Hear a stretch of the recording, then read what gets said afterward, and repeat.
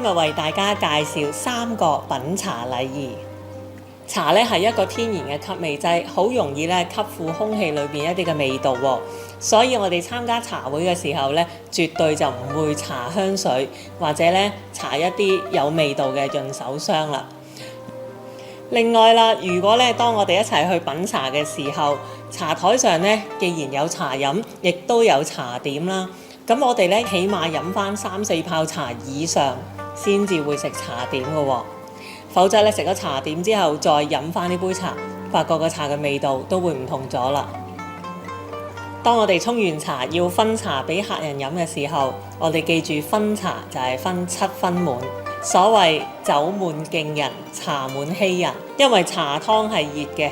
如果咧我哋將茶湯倒滿咗隻茶杯，我哋就好難拎得起品茶杯啦。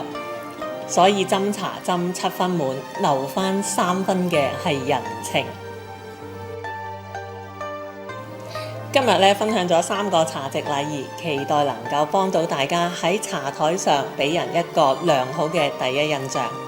下一集我哋再見。